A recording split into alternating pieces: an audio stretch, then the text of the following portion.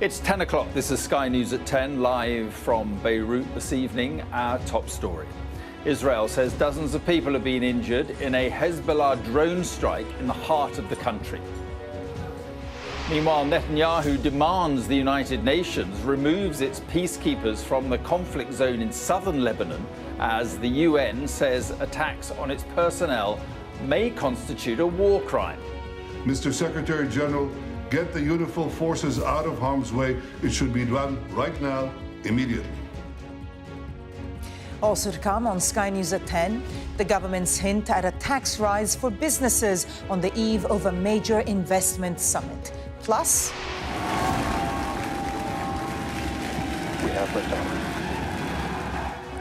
a technological leap, the reusable rocket from SpaceX. One moment it's launched,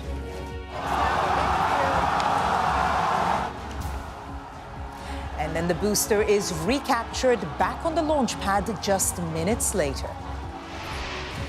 Alex Salmond's family remember a formidable politician after his sudden death in North Macedonia. And we'll take a first look at tomorrow's front pages in our press preview from 10:30.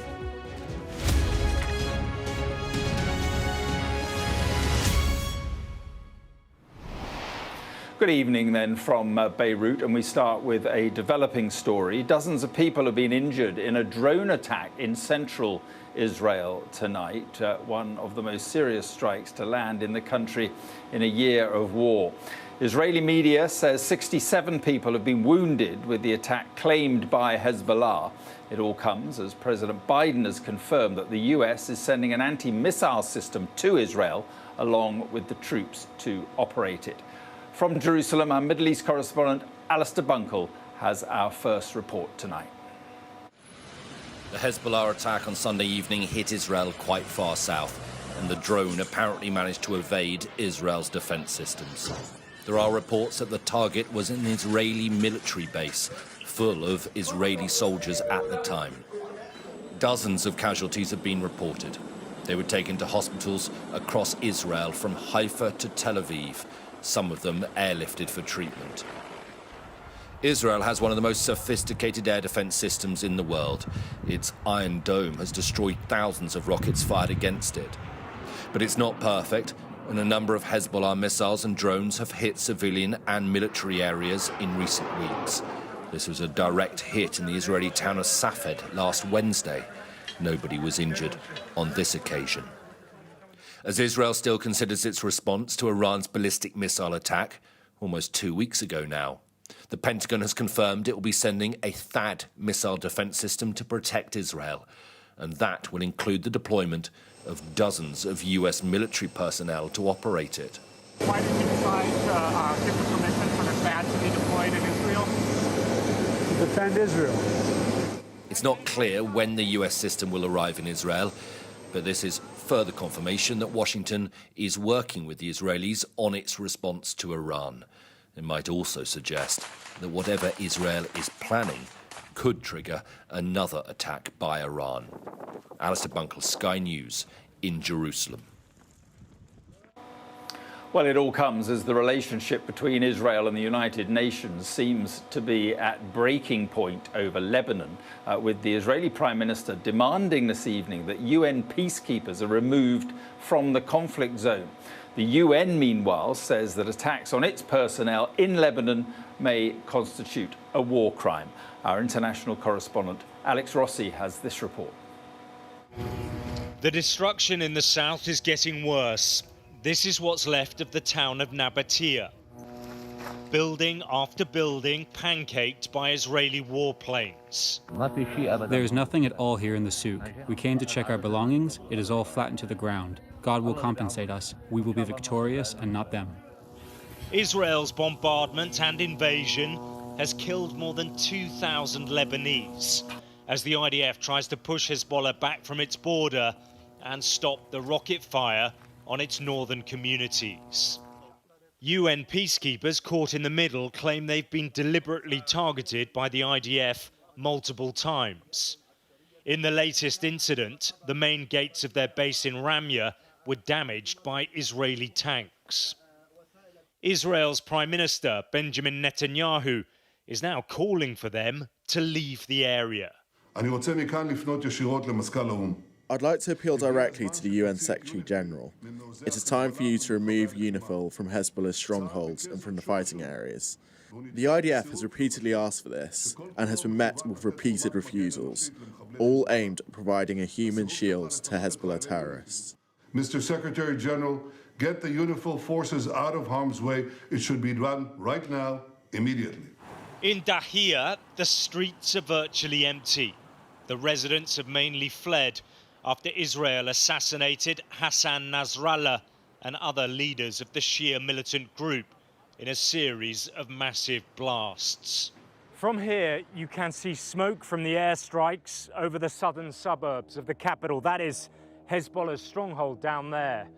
And with Israel's attacks intensifying across the country, there is a great deal of fear and nervousness about where this war is heading. The consequences for many have already been disastrous. With the violence spreading, many people wonder where in Lebanon is still safe. Silvana Murad shows me what was once a house in her village in the north of the country. This is the first time this area has been targeted. She cannot understand why the people living here were attacked. This is a tragedy. It's not their fault. There were children here. They are people who have nothing to do with any of this. I would not have expected any of these villages to be struck because there's nothing here.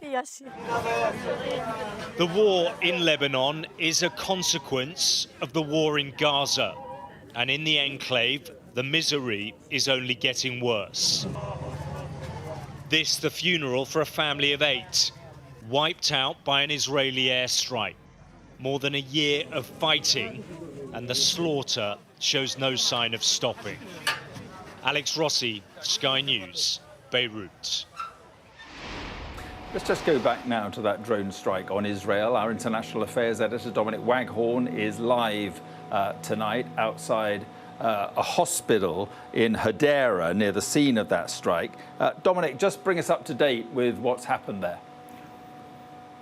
Well, Mark, the information we're getting is still quite murky, and we are clearly not getting a full picture yet from the Israeli authorities. That is often the case after these kinds of attacks and incidents, sometimes for security reasons, sometimes because families need to be informed. But it is unusual for this kind of information restriction to last as long as it appears to have this evening. What we can say, Hezbollah announced this evening that they had attacked or launched what they said it was a squadron of attack drones towards a military training base south of Haifa, and it seems at least one of those drones got through and caused casualties, mass casualties. This does seem to have been the biggest mass casualty event since the war began. That's certainly the way things are looking at the moment. As many as 70 Israelis have been injured, 4 critically, around a dozen seriously, the rest of them more likely. This is where more than half of those casualties were brought. This is about 20 miles south of Binyamina, the location of where that drone attack appears to have happened. But to give you an idea of the scale of this mass casualty event, it seems that as many as 8 different hospitals across the centre and north of Israel received casualties and are treating patients. That's what we know in terms of the sort of medical outcome of this, but it has to be said this is an extraordinary event. One volunteer we spoke to who is coming here to help soldiers and their families and bringing them some kind of help, clothes and other supplies, she said to me that the enemy seems to have known exactly when and where to strike. It's hard to know exactly what she means by that. I think we'll get a better picture as the evening goes. But all we can say is this is a major development and a very big mass casualty event. I think the biggest that Israel has seen within Israel itself since the war began last October. Yeah, OK, Dominic, thanks very much indeed. That's about it from Beirut for now. Let's go back to Barbara in London. Mark, thank you very much. The Business Secretary has given the clearest hint yet that a rise in national insurance contributions for employers could be on the table in next month's budget. This comes on the eve of a major investment summit, which had threatened to be overshadowed by a very public standoff with a major logistics company over £1 billion investment. Our political correspondent Liz Bates reports. In opposition, Rachel Reeves wanted Labour to be the party of business. Now in government, with the Chancellor's first budget looming, how is business feeling about Labour? Especially after today's big hint that major tax rises could fall on firms, not workers. I'm not asking about the budget. You're not clear. You made a pledge, no rise in national insurance. I'm asking you, does that apply to both employees NI and employers NI? You know that pledge was taxes on working people, so it was specifically in the manifesto a reference to employees. The Conservatives were quick to condemn the suggestion. It's a very bad tax to raise because it's a tax on jobs, and what they should be about is growth and increasing productivity in the economy. The second thing is I think it goes totally counter to their manifesto that assured us they would not be putting up national insurance. This all comes after a public standoff with global ports and logistics firm DP World, who threatened to derail a £1 billion investment into the UK and make a major investment summit set for tomorrow into a major embarrassment. After the Transport Secretary called for a boycott of subsidiary P&O ferries over the sacking of 800 workers back in 2022. It was resolved, but has this, along with budget speculation, done any lasting damage? Labour needs to get growth, needs to get new jobs, needs to get higher pay. If you increase employer national insurance and make every job more expensive, you'll start to see, and we're starting to see some signs already, a dip in new jobs being created, but also jobs continuing in the economy, and that's the last thing anybody wants. A former president of the CBI says early missteps show there's more work to do. We look at the first 100 days of this government, and it's not exactly been impressive. And it's very worrying with one incident after another. And I thought with a huge majority, we would at last, after the instability of the last 8 years, have some stability going forward. On the eve of this much-anticipated summit, as global leaders descend on the capital, bringing with them billions in investment into the UK, the government will be looking to leave past tensions behind, quell budget fears and show that Labour really does mean business. Liz Bates, Sky News, Westminster. Elon Musk's SpaceX has made history on its 5th Starship rocket test flight, catching the returning booster back at the launch pad with mechanical arms, or what they're calling chopsticks. At almost 400 feet tall, the unmanned Starship blasted off at sunrise from Texas. Sky's Ashna Hurinag has been looking into what the mission means for the future of space travel. 3, 2, 1.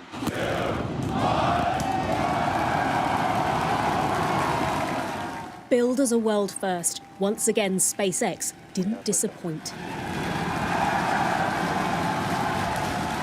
Just after 7:30 on Sunday morning, Starship and its bottom half, the so-called Super Heavy booster, were propelled into the dawn sky on its 5th mission. Travelling miles from Texas in seconds. Minutes into the flight came the moment of separation. Ship engine start up. Most engines cut off. Stage separation. When the booster broke free. Booster Stage separation. Hot stage separation confirmed. It thundered through the sky solo, bound for where it launched, engines spewing. And then came the go-ahead for landing. We are go for catch. Burn off all of that velocity. Oh, we can see it coming down through the plume. And the booster tilts with incredible precision. What's about to unfold, a world first. On the left hand. Deafening cheers mark the occasion as it slows from supersonic speed. We can see those chopsticks now. In seconds. And gently floats into the tower's mechanical arms, slotting into place effortlessly. Booster An historic step for Elon Musk's SpaceX ambition for sustainable space exploration. His plan for the booster to be refurbished, refuelled and relaunched finally realised, but only if he can pull it off again. We've got to wait and see how easy it is to reduce space technology to an everyday technology, and whether you can just keep stressing a launch vehicle like that with high temperatures, vibration, pressures and so forth, and then just turn around and use it the next day again, remains to be seen. But nonetheless, you know, every journey starts with a single step, and it was just extraordinary. An extraordinary milestone for what lies ahead. Ashna Harinag, Sky News. A man with weapons has been arrested near where former U.S. President Donald Trump had been holding a campaign rally in the Coachella Valley in California yesterday.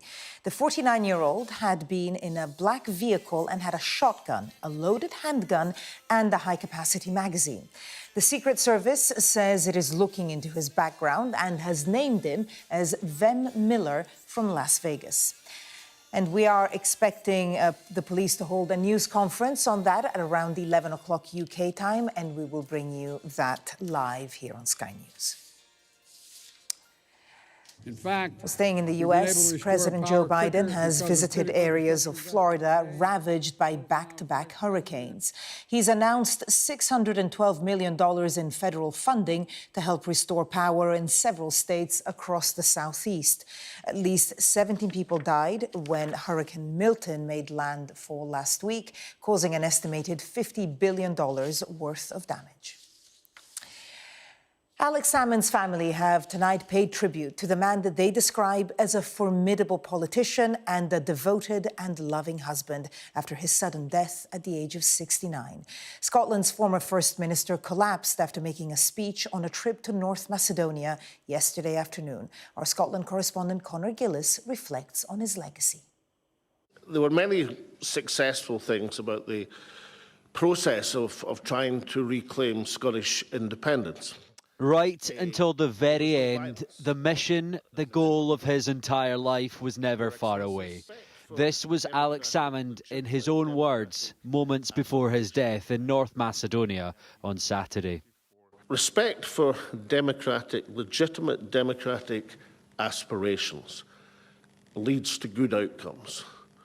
Disrespecting it in one way or another, and often surprisingly, can lead to bad outcomes. This is the official residence of the First Minister of Scotland. Inside are the faces and names of those who've gone before. Arguably, Alex Salmond was the most significant occupiers of this place. He was a very good politician, yes, very clever.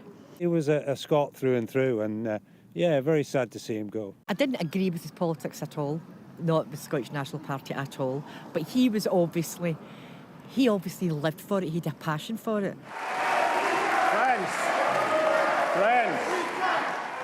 They say he was one of the greatest political thinkers the country has ever produced, the man who came the closest to redrawing the UK's borders.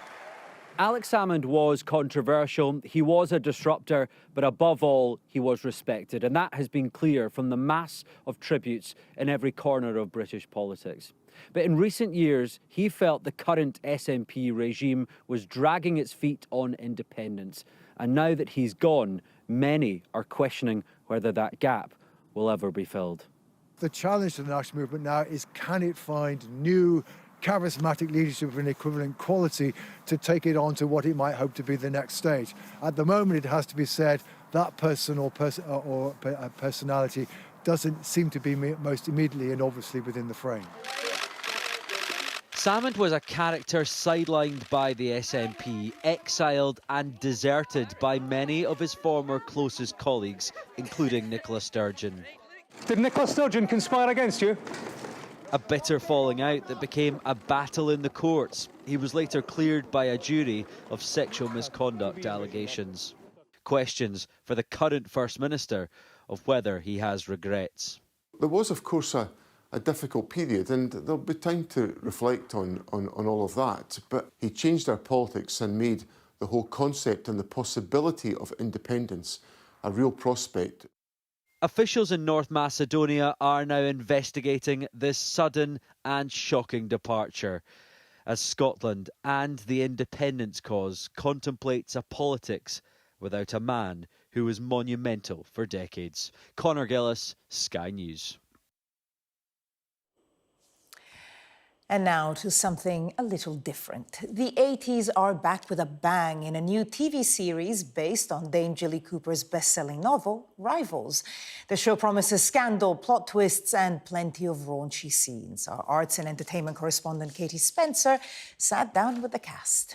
1986. Set in the world of 80s TV, ever since images of Rivals' all-star cast started circulating online, avid fans of Dame Jilly Cooper's Rutshire Chronicles series have been getting rather excited about this one. Aside from, well, the rampant amount of sex, look at Danny Dyer's transformation. You know, growing a moustache, that's my own moustache, shows that I'm a very versatile actor. And I don't care what they say. It's true. I didn't ask to come here. While literary snobs have in the past dismissed Cooper's novels, there is a lot more to her writing than a bare bottom or two. Her social commentary, for starters. It's joyful and it's a celebration of so many things, but I think it also doesn't sort of shirk the politics of the time, gender politics. And much has changed in terms of ensuring actors aren't left feeling exploited in filming sex scenes. I think probably the industry's gone on a bit of a journey with how they approach that, and Me Too happened and corrected things a bit, and then we're now in a world where everyone feels they're in charge of that telling rather than having it done to them. So I think it feels quite empowering, actually. Yeah. Emily Attack says she found it liberating, asked on day one to strip off for a naked game of lawn tennis. Not a euphemism. I'm on a closed set, we have intimacy coordinators, and I'm very comfortable and happy I'm exactly where I should be. So it's other people's behaviours that need to be looked at if they're going to twist that into some grotesque negativity. For Aidan Turner, cast as Rivals lead news anchor, having Dame Jilly on set was the biggest thrill. I think one of the first questions she said, like, who's popping into whose trailer around here? She's like, She said to you? very early on. So I went, this is pretty authentic. Yeah. She wanted to know. Of course, I fed her a bunch of lies, but she seemed happy with it. But will audiences be satisfied with how this show ultimately climaxes? Be warned, this series is just half of Dame Jilly's best-selling novel, which is being told across 2 seasons. The second yet to be commissioned. Katie Spencer, Sky News. Let's get the latest sport now from Sky Sports News. This Sky News Sports Bulletin is brought to you by Vitality. Getting more people more active. Live life with Vitality.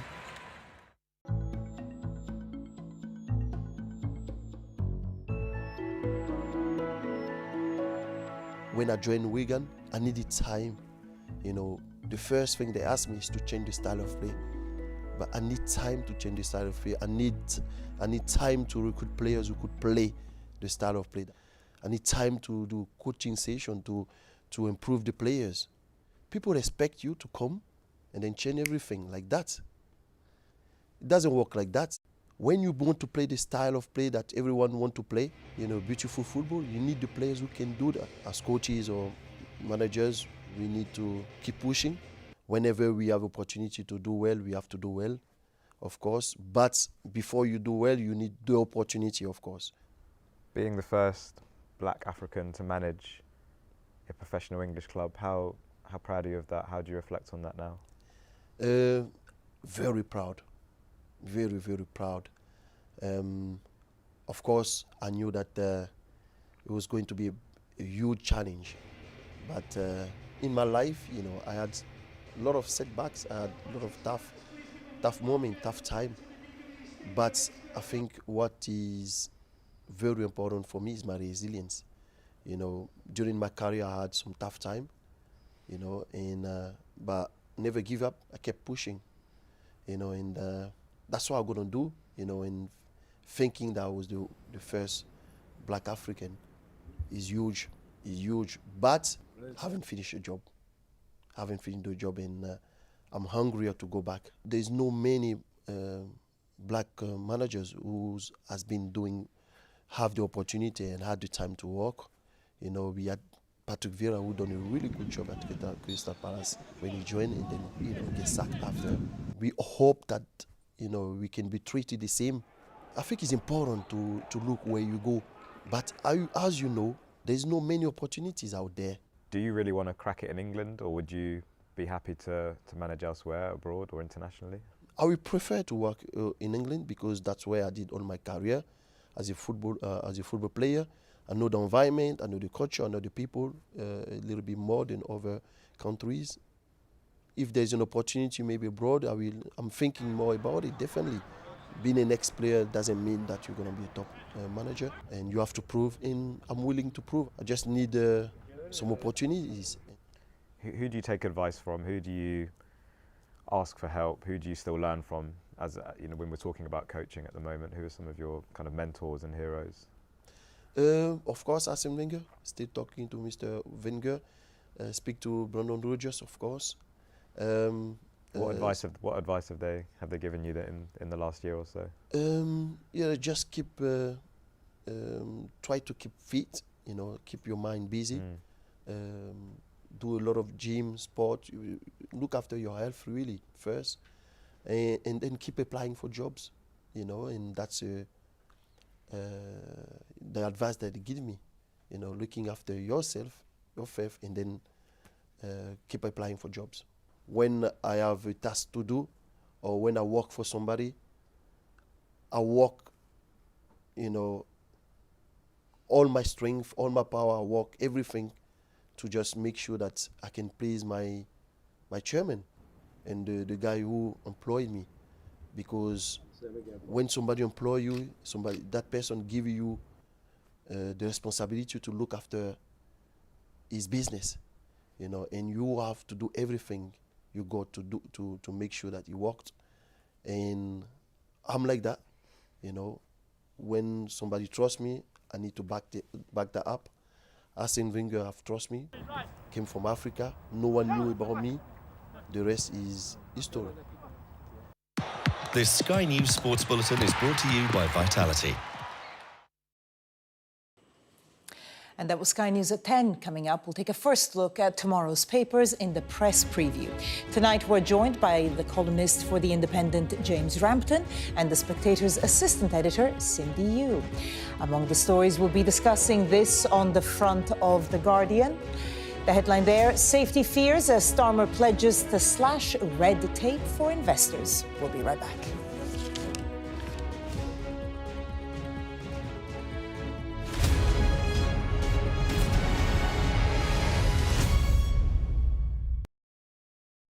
Our app gives you the very best of Sky News wherever you are. Breaking news, videos, analysis, up at 6%. Podcasts, watching us live. Joins us live all in one place, and all at just the touch of a screen. The Sky News app